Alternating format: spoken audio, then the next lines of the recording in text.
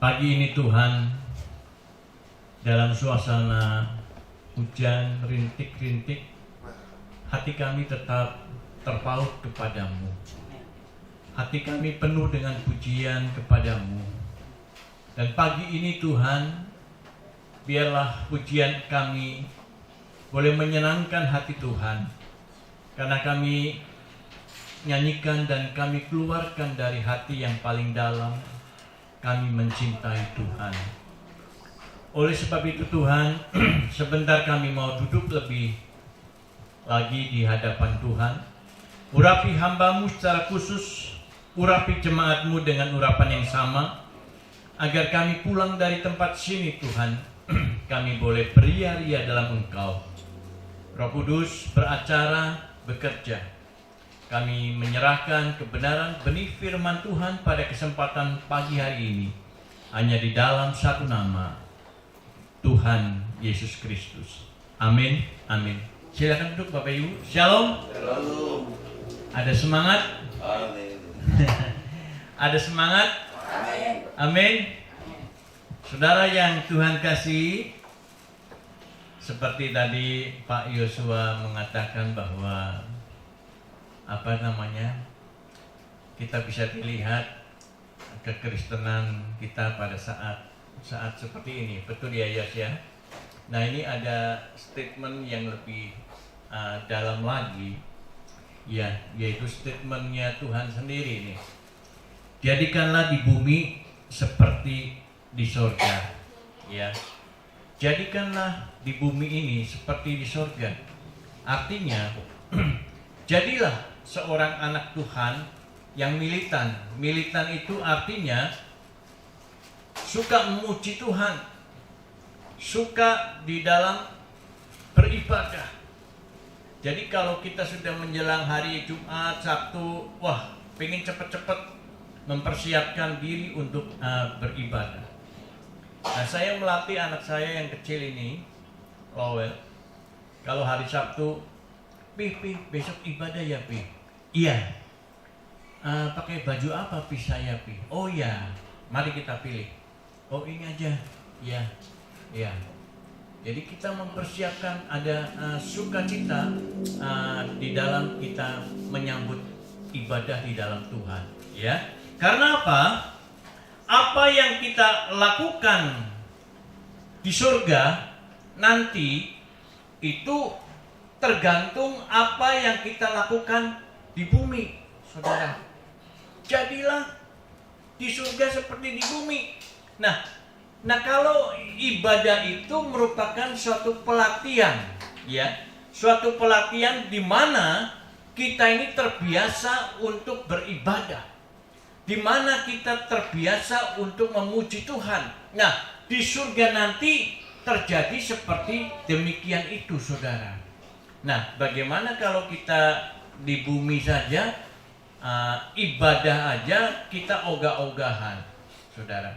Ya, saya sejak muda dulu dari SMP, SMA punya komitmen di dalam Tuhan, yaitu saya tidak akan absen dalam ibadah kecuali dalam kondisi tidak berdaya, ya.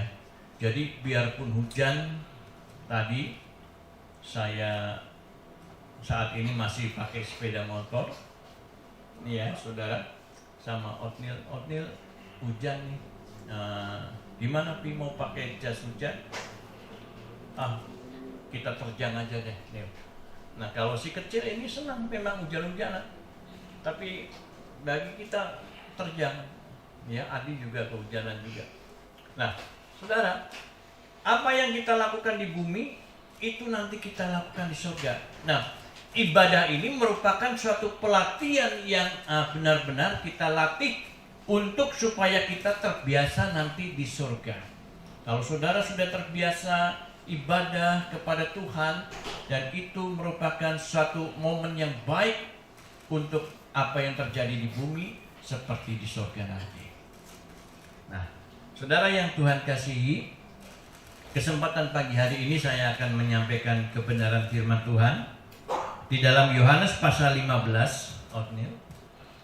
Yohanes pasal 15 ayat pertama dan kedua. Demikian bunyi firman Tuhan. Ya. Yohanes 15 ayat pertama. Akulah pokok anggur yang benar, dan Bapakkulah pengusahanya. Tiap ranting padaku yang tidak berbuah dipotongnya, dan setiap ranting yang berbuah dibersihkannya, supaya ia lebih banyak berbuah. Saya menggarisbawahi di tempat sini, saudara, ayat terakhir, supaya ia lebih banyak berbuah. Supaya lebih banyak berbuah. Saudara yang Tuhan kasihi, Tuhan Yesus berkata kepada kita, akulah pokok anggur yang benar. Saudara. Nah, statement ini mengatakan demikian. Oleh sebab itu bahwa di luar Tuhan kita ini tidak bisa berbuat apa-apa. Seperti ibarat pohon, Tuhan Yesus itu pokoknya, ya. Dan kita adalah ranting-rantingnya, cabang-cabangnya. Oleh karena itu, kalau cabangnya ini tidak nempel pada pokok, saya rasa ranting ini mati. Saya rasa ranting ini tidak akan hidup dan tidak akan mengeluarkan daun, apalagi berbuah, saudara. Nah, hal seperti demikian itu tentunya kalau kita ada di luar Tuhan. Ya, ada banyak orang kan hidup, saya masih muda, saya bisa cari duit, saya bisa cari penghasilan sendiri, saya tidak perlu nasihat-nasihat dari orang lain, apalagi saya tidak perlu dinasihatin oleh pendeta ataupun pelayan-pelayan Tuhan atau gereja Tuhan. Nah, saudara yang Tuhan kasihi, apa yang dikatakan seperti demikian? Seperti seorang penyanyi Marilyn Monroe, ya. Marilyn Monroe dia katakan, apa perlu kata Billy Graham, apa perlu kami menjadi penasehat spiritual Anda? Marilyn Monroe berkata bahwa saya tidak perlu nasihat dari Tuhan Yesus. Wih, hebat kan? Hebat artinya begini, saudara, ya.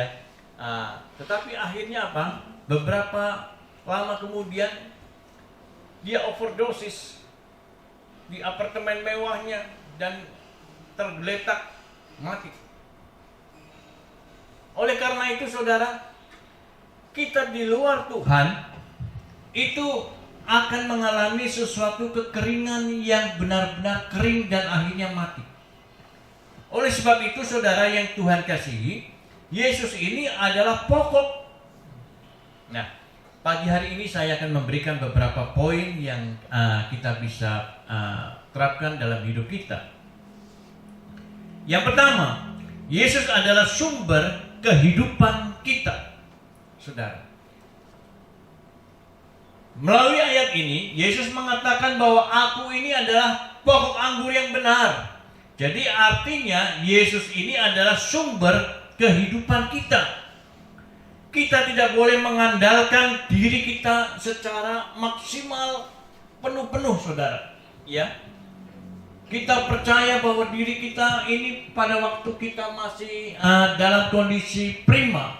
Ya, ada banyak contoh, saudara. Ya. Orang pada waktu diberkati dia mulai membesarkan dada, sombong, ya, dia angkuh. Tetapi pada waktu keangkuhannya itu, saudara, dia terjatuh. Oleh karena itu, apa yang terjadi? Kita tidak boleh sombong. Seorang yang pencipta kapal Titanic, pada waktu dia sudah mulai berlayar kapal Titanic ini, saudara, saya mungkin sudah pernah menyaksikan. Saudara, luar biasa, dia bangga karena kapal ini dimasukin oleh ratusan atau ribuan orang berlayar untuk berekreasi, berpesta pora di dalam kapal Titanic ini. Sehebat apa kapal Anda ciptakan, saudara? Dia menyombongkan diri dan dia akhirnya terjungkal, hanya tertabrak dengan batu karang yang kalau dikatakan tidak terlalu besar dan tidak terpantau oleh kapal Titanic itu, batu karang itu. Das, akhirnya bocor dan mati semua. Saudara, oleh karena itu saudara, percayakan bahwa segala sesuatunya itu harus kita bergantung kepada Tuhan. Di dalam kondisi prima kita tidak boleh sombong. Sebab segala sesuatu berkat, segala sesuatu yang kita dapatkan itu adalah sumbernya dari Tuhan. Dari Tuhan. Saudara, oleh karena itu saudara yang Tuhan kasihi, percayalah bahwa Yesus adalah sumber daripada segala kehidupan kita. Kita juga tidak boleh bergantung kepada orang lain yang mungkin kita pandang bahwa hidupnya lebih mapan daripada kita, dan kita gantungkan kepercayaan itu kepada orang itu, saudara. Oleh karena itu saudara yang Tuhan kasih, ada banyak orang yang hidupnya seperti demikian, dan itu wrong, salah, saudara. Sesuai dengan tema Yesus adalah pokok anggur, kita tidak boleh bergantung kepada kehidupan kita kepada orang lain, saudara. Kehidupan kita harus tetap bergantung kepada Tuhan. Artinya apa? Kita tidak boleh hidup jauh daripada Tuhan, dan kita benar-benar harus melekat, benar-benar melekat, saudara. Kalau kita melekat kepada Tuhan, saudara, kehidupan kita itu benar-benar hidup yang diberkati Tuhan. Apa yang kita lakukan, jalankan, saudara, semuanya itu pimpinan daripada Tuhan. Segala berkat pada waktu kita memiliki banyak berkat, kalau itu sumbernya dari Tuhan, dia akan berpikir, untuk apa dana ini, untuk apa keuangan ini. Dia tidak ragu-ragu untuk memberikan kepada banyak orang. Sebab pada waktu dia memberi, Tuhan memberikan kembali. Pada waktu dia melepaskan berkatnya, dia diberkati lagi. Pada waktu dia menyalurkan berkatnya kepada pekerjaan Tuhan, dia diberkati lagi. Pada waktu dia memberi santunan kepada orang-orang yang papa, dia diberkati lagi. Kenapa? Karena itu memang hukum tabur tuai, saudara.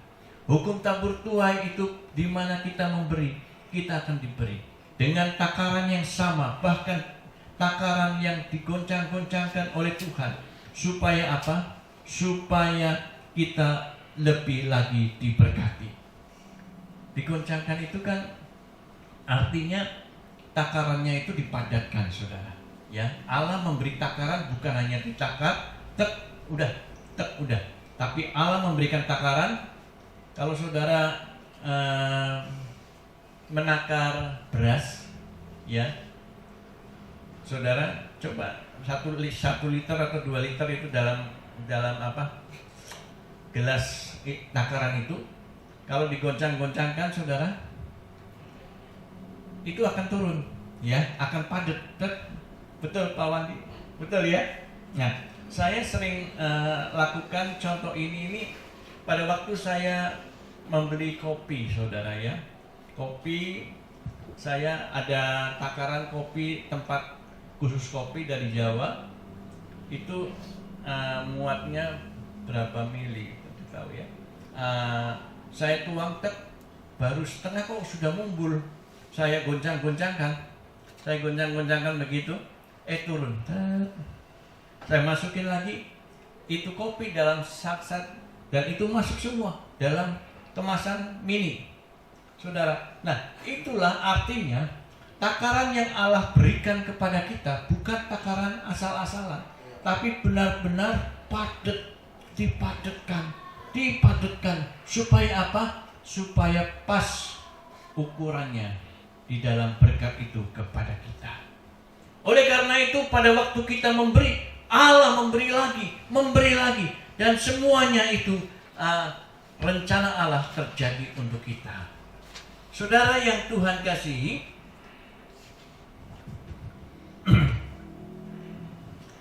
oleh karena itu saudara, kita lihat coba dalam Yohanes 15 ayat 4.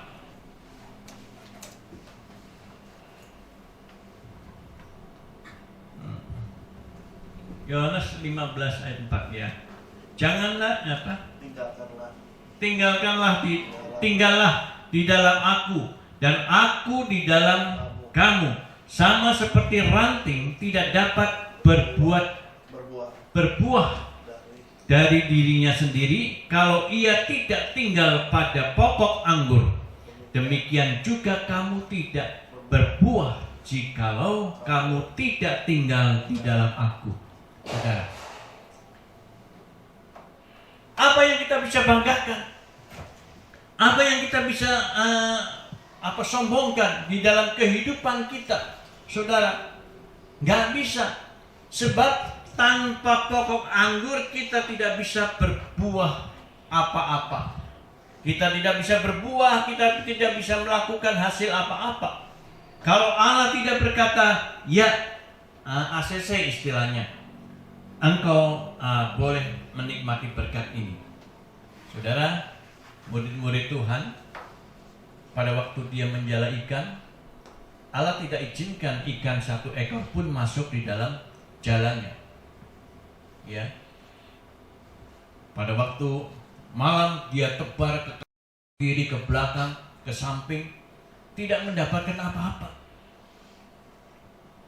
Tuhan berkata pagi-pagi pada waktu dia pulang menangkap ikan, adakah lauk pauk padamu?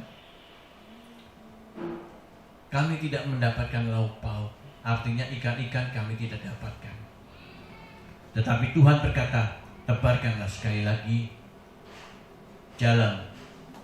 Coba kalau murid-murid Tuhan itu berkata, Tuhan, mana ada ikan siang-siang begini bisa kami dapatkan. Sudah semalaman kami capek mencari ikan. Dia nggak dapat apa-apa. Tapi atas seizin Tuhan, dalam kondisi yang tidak mungkin menjadi mungkin, saudara. Kondisi yang tidak bisa mendapatkan berkat, bisa mendapat berkat. Apa yang terjadi pada waktu ditebar? Ratusan ekor besar-besar masuk ke jalan murid-muridnya. Kenapa? Dengan Tuhan kita diberkati. Dengan Kristus kita boleh mendapatkan sesuatu rezeki yang besar, karena Dialah yang ampunya segala-galanya. Oleh karena itu, saudara yang Tuhan kasihi, kehidupan kita harus mencerminkan kasih Kristus. Nah, kalau kita sudah diberkati, saudara, apa yang Allah inginkan dari kita? Yang kedua, yang Allah inginkan dari kita adalah kita itu berbuah. Ya, berbuah itu artinya kita mampu menyalurkan berkat Tuhan itu kepada orang lain. Kita mampu menyalurkan berkat itu kepada pekerjaan Tuhan. Nah, itu berbuah. Artinya berbuah. Dan Tuhan mau buahnya itu tidak sedikit, tetapi lebat, berbuahnya banyak. Saudara, itu yang Allah inginkan. Kalau saja itu berkat kita sudah terima, dan berkat itu mandek di diri kita sendiri, saudara, terkadang berkat itu menjadi momok di dalam kehidupan kita. Artinya berkat itu bisa menjadi sumber malapetaka di dalam hidup kita. Contohnya saudara, ya, kalau saja kita diberkati berkat banyak, ya saudara, uang berlimpah-limpah, saudara berkata dalam dirinya, saya hari ini mau makan apa ya? Wah, saya pengen makan babi hong, masak babi hong, ya. Besok masih banyak duit, saya pengen masak apa ya? Babi cin. Kemarin babi hong, sekarang babi cin. Besok babi guling. Besoknya lagi apa lagi? Sate babi. Nah, saudara, itu bisa membuat kita malapetaka. Kenapa? Ya, penyakit itu datang dari apa yang kita makan dan apa yang kita masuk di dalam tubuh kita, saudara. Oleh karena itu, saudara yang Tuhan kasihi, berbuahlah banyak. Artinya berbuah itu menyenangkan hati Tuhan, yaitu dengan membagi empati kita kepada apa yang kita bisa kerjakan. Saudara yang Tuhan kasihi, kembali lagi kalau saya bicara ini, saya ingat almarhum saudara, ya,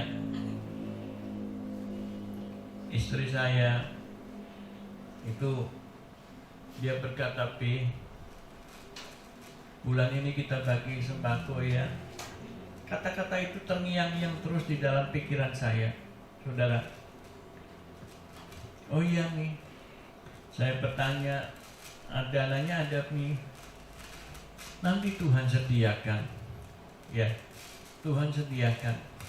Saat itu kita masih pandemik dan tidak ada ibadah. Bukannya demikian Pak Samuel, nggak ada ibadah. Jadi memang kami awalnya itu dana gereja masih ada dan kami gunakan untuk seperti itu, pelayanan kasih. Dan akhirnya memang dananya benar-benar nggak ada, dan kami pun dalam keadaan tidak banyak. Ya, dia keluarkan, ayo kita ke pasar, kita ke minimarket, ya, dia beli dan sebagainya. Dan dia lebih baik seandainya dia puasa pun, dia puasa atau makan dengan tahu atau tempe atau kecap atau ceplok telur aja, dia pun bersedia. Yang penting dia memberi. Dan pada waktu dia memberi, saya ceritakan ini karena dia sudah lewat, saudara, ya, sudah tidak ada. Jadi pengalaman inilah yang membuat saya itu berbesar hati bahwa benar-benar kita ini harus berbuah. Sebab kalau kita berbuah, upah kita itu besar di surga, saudara. Upah kita besar di surga. Jadi segala harta, segala milik yang kita miliki ini tidak 100% milik kita, saudara. Harus kita bagi untuk orang lain. Dan pada waktu itulah dia hatinya melekat terus kepada, ingatnya selalu orang kebun pala. Orang kebun pala, rumahnya ini yang paling tersetia. Tapi kadangkala orang-orang kebun pala tidak mengingat itu. Dia masa bodoh. Terasa kayaknya kita ini butuh sekali sama orang, tapi sebetulnya dia sendiri yang butuh sama Tuhan. Harusnya demikian, saudara. Ya. Nah, oleh karena itu, saudara, berbuahlah banyak di hadapan Tuhan. Berbuah. Ya, Allah akan melihat regulasi di dalam kehidupan kita. Apa yang engkau lakukan untuk aku? Pada waktu engkau melakukan memberi sesuatu kepada orang lain, itu artinya engkau berbuah. Dan engkau berbuah pada waktu engkau memberi kepada orang lain, engkau memberi kepada Tuhan. Nah, oleh karena itu, saudara yang Tuhan kasihi, karakter kita buang yang tidak baik, Berbuah itu artinya yang terbaik. Berbuah itu artinya manis. Yang tidak baik kita buang. Ya, yang tidak baik itu contohnya apa? Ya, ada banyak anak-anak Tuhan ya di gereja jadi WL. Tapi di rumah dia malasnya luar biasa, saudara. Nah, hal-hal seperti ini ada banyak. Di gereja dia baik-baik, tapi di rumah dia dikenalnya sebagai ibu penghutang, mengutang, ya kesana kemari. Ya kalau bayar, kalau nggak bayar, janjinya meleset terus, dan itu buang jauh-jauh. Berbuah itu harus mengeluarkan yang baik, bukan mengeluarkan yang busuk. Kalau kita mempunyai pohon berbuah yang baik, itu luar biasa. Saya pernah dikirimin oleh kawan foto-foto buah-buah tanaman yang berbuah lebat. Ada tanaman saya dikirimin, nggak tahu saya simpen atau saya sudah hapus. Itu pohon pisang, ya, tinggi kurang lebih satu orang ini lebih sedikit, tapi buahnya dari atas bisa sampai ke bawah. Wih, saya bilang, ini pisang apa? Nah, coba kalau saja kita punya tanaman seperti itu, buahnya banyak, yang punya pohon pasti bangga banget, saudara. Bisa share ke orang-orang lain. Nih, saya punya pohon pisang, buahnya coba lihat seperti demikian, ya. Nah, saudara yang Tuhan kasih, ada juga pohon pepaya, saudara, tinggi kurang lebih 2 meter, buahnya juga bergelantungan di tempat batang-batangnya semua bergelantungan. Saya pernah share itu, saya nggak menanam pohon pepaya, tapi di rumahnya Brian yang di Kodok itu bisa tumbuh pepaya, saudara. Ya, tumbuh pepaya, dan buahnya itu pada waktu Mami Vera masih ada, itu buahnya dari ujung atas sampai ke mungkin tinggal setengah meter, itu buahnya banyak sekali, saudara. Tetapi pepayanya memang kurang enak ya, pepaya itu yang dibawa burung, Pak. Jadi bisa tumbuh, ya saya makan, tapi kalau manis-manis tapi agak lembek begitu ya kalau sudah matang. Nah, saudara, itu buahnya banyak sekali, saudara. Nah, hal seperti itu, saudara, Allah inginkan itu seperti demikian. Buah yang baik, keluarkanlah buah yang baik, yang manis. Kalau yang lain-lainnya yang tidak baik, buang jauh-jauh agar kita menyenangkan hati Tuhan. Nah, saudara yang Tuhan kasihi, oleh karena itu, saudara yang Tuhan kasihi, pokok anggur itu adalah teladan untuk kita hidup supaya kita menyenangkan hati Tuhan. Nah, saudara, kenapa Tuhan itu berkata pokok anggur? Ya, kenapa Tuhan itu memilih buah anggur, bukannya buah semangka atau buah pepaya atau buah yang lain? Saudara, saya mempelajari buah anggur ini merupakan buah yang cukup mahal dibandingkan buah-buah yang lain dalam porsi timbangan berat yang sama. Contohnya, kalau seandainya kita menakar buah anggur seberat 1 kilo, ada nggak yang tahu kira-kira anggur 1 kilo itu berapa? Pak Samuel, ada? 80.000 ya. Coba kalau semangka 1 kilo berapa? Murah sekali, bukan? Pepaya lebih murah lagi. Wah, saudara, jambu lebih murah lagi, saudara. Apalagi kalau saudara beli di Sogo, itu anggur itu harganya bisa di atas 80, Pak, bisa di atas 100, ya. Wih, mantap. Oleh karena itu saudara, Tuhan itu menganggap bahwa kita ini sebagai pokok buah anggur, dan Tuhan itu pokoknya, itu saudara itu mahal di hadapan Tuhan.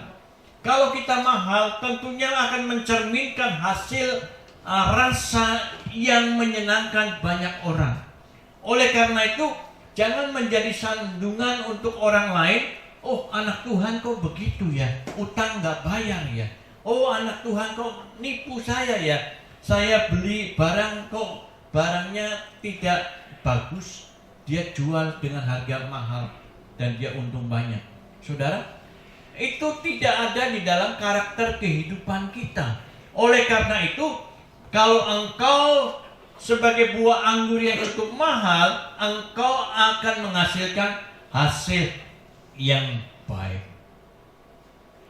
Saudara yang Tuhan kasihi, adakah ini di dalam hidup kita? Yang kedua, buah anggur kalau dipajang di supermarket atau di minimarket, saudara, di antara buah-buah yang ada, itu buah anggur itu yang cukup menarik, saudara. Saya dulu sering membeli buah anggur untuk pembicara Pak Yohanes Agus, ya, saudara, sama istri. Kalau saya beli, saya kadang-kadang memetik, ya, buah anggur itu saya petik, saya coba. Tapi kata istri, ntar ada CCTV tuh, diomelin. Lah kan kita mau beli, coba dulu rasanya yang mana nih, yang hijau atau yang merah atau yang warna hitam. Ada kan anggur warna hitam juga. Nah, saya coba yang warna hijau, saudara. Enak ini. Jangan warna hijau biasanya kita warna merah. Ya sudah, coba satu lagi, saudara. Ya, coba. Nah, saudara yang Tuhan kasih, itu salah satu anggur itu mempunyai daya tarik. Nah, daya tarik kita adalah apa? Setiap perkataan kita adalah perkataan yang benar, ya. Kepada orang lain kita berkata-kata benar, memberikan informasi, memberikan nasihat yang baik, memberikan suatu wejangan yang positif. Dan itu semua bisa kita lakukan pada waktu apa? Pada waktu kita melekat kepada Tuhan. Saudara, jangan kita berkata A sebetulnya B. Jangan kita berkata ya tetapi sebetulnya tidak.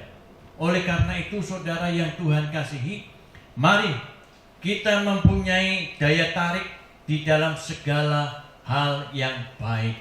Bukan mempunyai gaya tarik, saudara mempunyai rambut seperti Don King, dinaikin pakai apa itu, rambut yang kaku-kaku supaya orang melihat, wih keren ya, Pak Yonatan punya rambut sekarang tebal, wah hebat, seperti promotor tinju Don King. Oh tidak, bukan itu. Atau mungkin saya memakai baju yang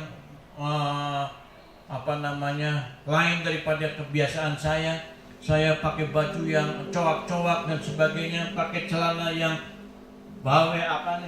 boel, dan boel itu maksudnya cowak begitu, ke gereja. Nah, semua jemaat bingung, loh Pak Yonatan kok pakaiannya seperti itu. Nah, saudara, bukan seperti itu mempunyai daya tarik, tetapi mempunyai daya tarik adalah Kristus di dalam kita dan kita untuk Tuhan.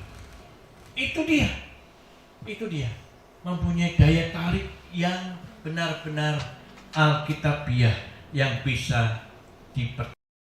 Yang terakhir, saudara, kenapa Kristus ini memilih anggur sebagai ilustrasi kita?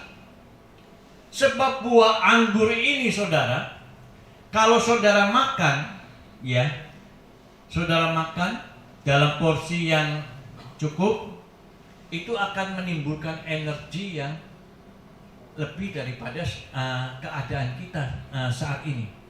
Ya, firman Tuhan katakan kalau engkau kurang merasa sehat, minumlah seseloki anggur supaya badannya terasa hangat. Bukan 1 botol. Alkitab tidak mengajar seperti itu, tapi secukupnya saja boleh. Tapi kalau sampai begini dewa mabok, ya tidak boleh, saudara. Oleh sebab itu, saudara, anggur ini merupakan sesuatu sumber energi untuk kita melakukan aktivitas di dalam kehidupan kita. Nah, sumber energi ini kita bisa dapatkan pada waktu kita berdoa dan kita berserah dan kita percaya Roh Kudus akan memberikan kekuatan kepada kita. Beberapa bulan saat almarhum gak ada, saya merasa down. Sampai 5 bulan saya gak ngapa-ngapain, saya hanya menangis. Tapi saya bilang, Tuhan, cukup, saya akan bangkit.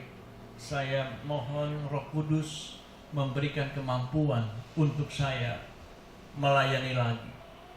Nah, saat itu bukan kekuatan saya, bukan kemampuan saya, tetapi benar-benar Roh Kudus memberikan support kepada saya, memberikan kemampuan. Saya membaca lagi Alkitab, saya diperkuat. Saya membaca firman Tuhan, saya diberi hikmat. Saya membaca Alkitab lagi, saya dibangkitkan semangat saya. Dan saat ini saya bisa melayani Tuhan karena anugerah Tuhan. Amin, saudara. Amin, saudara. Nah, ini dia. Hanya Tuhan yang mampu memberikan kekuatan, kemampuan kepada kita. Oleh sebab itu, melekat kepada Tuhan. Pada waktu engkau rutin, pada waktu engkau terpapar, pada waktu engkau menderita, pada waktu engkau sedih, tidak ada orang yang mampu menghibur kita, tidak ada orang yang mampu menolong kita, kecuali Allah Roh Kudus yang memberikan saudara kemampuan untuk berjalan lagi, maju terus dan melewati rintangan itu. Saudara, ada amin? Inilah firman Tuhan. Pokok anggur yang benar-benar bisa kita muliakan. Oleh karena itu, saudara yang Tuhan kasihi, biarlah firman Tuhan ini boleh memberkati kita, boleh menjadi cerminan bagi kehidupan kita, dan kita boleh menjadi berkat buat orang lain. Amin buat firman Tuhan. Mari kita tunduk kepala. Kiranya Roh Kudus akan tolong kita